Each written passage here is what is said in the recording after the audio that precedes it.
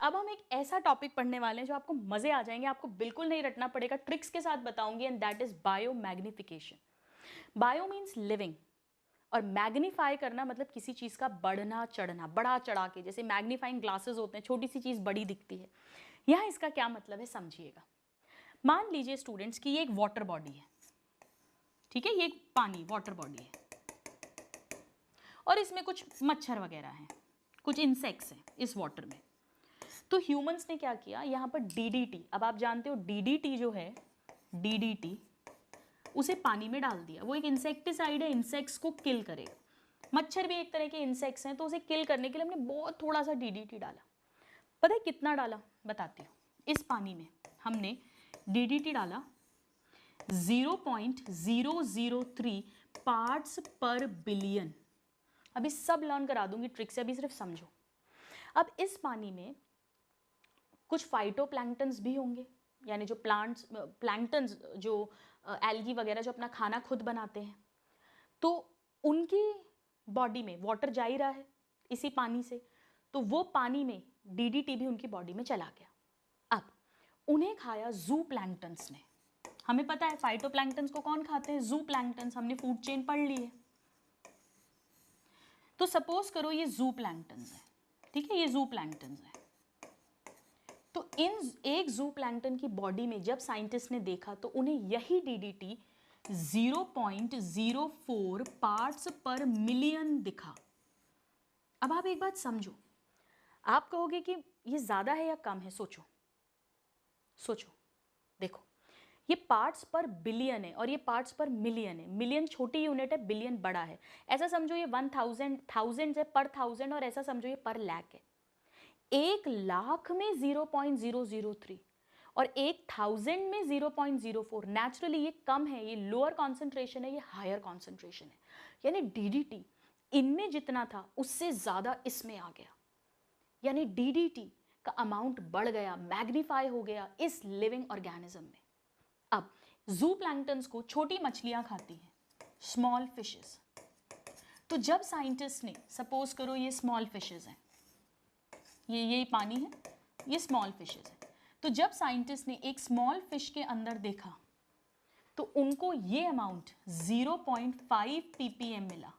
अब फिर से समझो, 1000 में फॉर एग्जांपल 0.04 है और ये 1000 में 0.5 है, ये और बढ़ गया। फिर इसे खाया लार्ज फिश ने। स्मॉल फिश को कौन खाता है, लार्ज फिश। तो जब लार्ज फिश के अंदर देखा तो ये 2 ppm हो गया। कहाँ तो मान लो 1 मिलियन में 0.5 है और कहाँ 1 मिलियन में 2 आ गया, ये तो और बढ़ गया। यानी एनसीईआरटी में ऐसा डायग्राम बना दिया है, एक बड़ी मछली बना दी है और वो मछली जो है वो एक छोटी मछली को खा रही है, ऐसा डायग्राम बना दिया। और हमने पढ़ा था कि वाटर लिया, वाटर में फाइटोप्लैंक्टन्स है, उन्हें जू प्लैंक्टन ने खाया, उसे स्मॉल फिश ने खाया, उसे लार्ज फिश ने खाया, और फाइनली जो चिड़िया है, बर्ड्स है, वो खाती है। यानी यहाँ पर जो बर्ड्स हैं उन्होंने खाया, बर्ड्स। इन बर्ड के अंदर वो 25 ppm हो गया। कहाँ तो 2 ppm था एक बड़ी मछली में, और कहाँ 25 ppm हो गया, और बढ़ गया और बढ़ गया। अभी डायग्राम नहीं बना रही हूँ, एक चील बनाई हुई है और वो एक बड़ी मछली को खा रही है। यानी यहाँ आप देख सकते हैं कि डीडीटी जो है उसका कॉन्सेंट्रेशन लगातार इंक्रीज होता जा रहा है, यानी मैग्नीफाई होता जा रहा है। जैसे जैसे हम हायर ट्रॉफिक लेवल पे जा रहे हैं, अब आप जानते हो ये T1 होगा फाइटोप्लैंक्टन, फिर T2, T3, T4, T5, जैसे जैसे हम हायर ट्रॉफिक लेवल पर जाते जा रहे हैं, इसका अमाउंट, इसका कॉन्सेंट्रेशन इंक्रीज होता जा रहा है। This is called biomagnification. पहले इतना देखते हैं। So what is biomagnification? कोई जहरीला सब्सटेंस है ये डीडीटी, सो टॉक्सिकांट, इसका कॉन्सेंट्रेशन इंक्रीज हो रहा है सक्सेसिव, एक के बाद एक हायर ट्रॉफिक लेवल पर।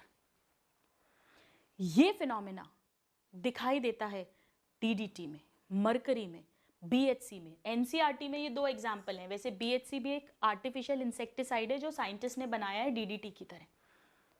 अगर किसी पानी में मरकरी घुली हुई है तो वो भी ऐसे ही फूड चेन में हायर ट्रॉफिक लेवल में इंक्रीज होती जाती है लिविंग बॉडी के अंदर।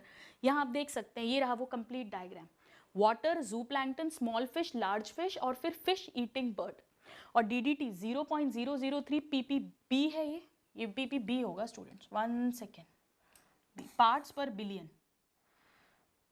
And then 0.04 ppm, 0.5 ppm, 2 ppm and 5 ppm. So इस डायग्राम में भी बिल्कुल अच्छे से ध्यान रख लेना, कोई कंफ्यूजन नहीं होना चाहिए. ये फिश ईटिंग बर्ड की बात कर रहे हैं, जो मछली को खाएगी चिड़िया. फिश ईटिंग बर्ड, बर्ड है ये, बर्ड. एक एक में देख रहे हैं अपन, जैसे लार्ज फिश जो इसे खाएगी, स्मॉल फिश, जू प्लैंक्टन एक्सेट्रा. अब एक बड़ी मजेदार बात आपको बताती हूँ. पहले इसी डायग्राम को यहाँ भी देखो. ये देखो पानी में यहाँ सही दिया है ppb 0.003 ppb, 0.04 ppm, 0.5 ppm, 2 ppm, 25 ppm. This is water, zooplankton, small fish, large fish और फिश ईटिंग बर्ड. अब ऐसा क्यों हो रहा है? और आप कहोगे मैम इतना टेंशन आप क्यों ले रहे हो, इसको समझो. स्टूडेंट्स नॉर्मली हमने क्या पढ़ा है, जब एक लेवल से दूसरे ट्रॉफिक लेवल पे जाते हैं तो एनर्जी 10% ही आगे जाती है, यानी बायोमास भी कम जाता है. तो उस हिसाब से तो ये डीडीटी भी कम होना चाहिए था ना, जैसे जैसे हम हायर ट्रॉफिक लेवल पे जा रहे हैं, पर ये तो बढ़ता जा रहा है. ऐसा क्यों हो रहा है? इसका रीज़न समझिएगा. एक्चुअली ये जो डीडीटी है या मरकरी है, जो भी ऐसे टॉक्सिकांट्स हैं, ये बॉडी के अंदर ना तो मेटाबोलाइज होते हैं और ना एक्सक्रीट आउट होते हैं. यानी यहाँ पर इस पानी में जितने भी फाइटोप्लैंक्टन्स थे, उनकी बॉडी में जब ये डीडीटी पहुंचा तो यहाँ पर ना तो वो टूटा, ना डिकम्पोज हुआ, ना वो एक्सक्रीट आउट हुआ, वो ऐसा का ऐसा बना रहा. अब एक जू प्लैंक्टन एक फाइटोप्लैंक्टन को तो नहीं खाएगा ना. मान लो एक जू प्लैंक्टन ने 10 फाइटोप्लैंक्टन को खाया और हर के अंदर कुछ कुछ कुछ कुछ डीडीटी है, तो उन 10 का पूरा डीडीटी इसके अंदर आ गया अकेले के अंदर.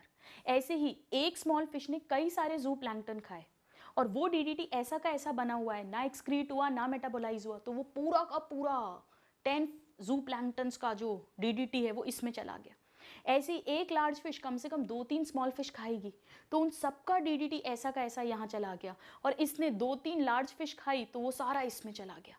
तो ऐसा क्यों होता है? डायरेक्ट लाइन है, क्योंकि ना तो ये मेटाबोलाइज होते हैं ना ये एक्सक्रीट आउट होते हैं, और इसीलिए जैसे जैसे हायर ट्रॉफिक लेवल होगा बस ये नेक्स्ट लेवल पे पास होते जाते हैं.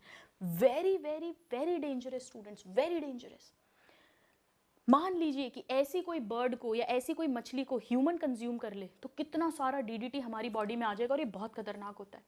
इनफैक्ट स्टूडेंट्स, एक टाइप की ईगल है जो मछली खाने वाली, जिसे बाल्ड ईगल कहते हैं, बाल्ड ईगल. उसकी जो पॉपुलेशन है ना, वो तो ऑलमोस्ट एक्सटिंक्ट, लुप्त होने की कगार पे आ गई थी इस डीडीटी के बायोमैग्निफिकेशन के कारण से. एक्चुअली क्या हुआ था आपको बताती हूँ. सपोज ये जो फिश ईटिंग बर्ड है ये वो बाल्ड ईगल है, तो इसके अंदर बहुत सारा डीडीटी आ गया.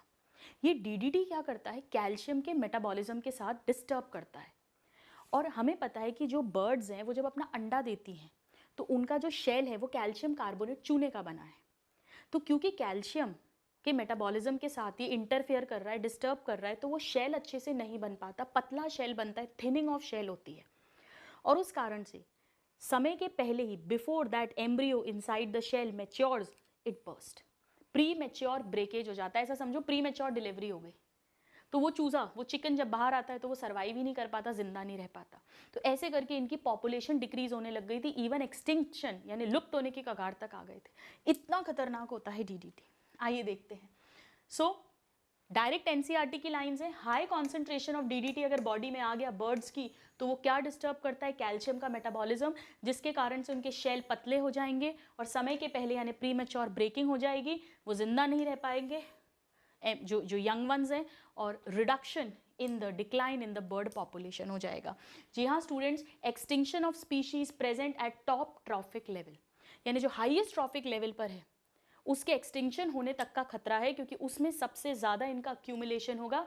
जैसे इंडिया से बॉल्ड ईगल ऑलमोस्ट एक्सटिंक्ट हो चुकी है because of this DDT biomagnification. तो आप देख सकते हैं कितना खतरनाक है ये बायोमैग्निफिकेशन, और इसीलिए अब जो है ऑर्गेनिक फार्मिंग की तरफ फार्मर्स जा रहे हैं. यही कारण है कि अब केमिकल फर्टिलाइजर्स को यूज़ नहीं करते हैं, बिकॉज एक बहुत खतरनाक इफेक्ट है.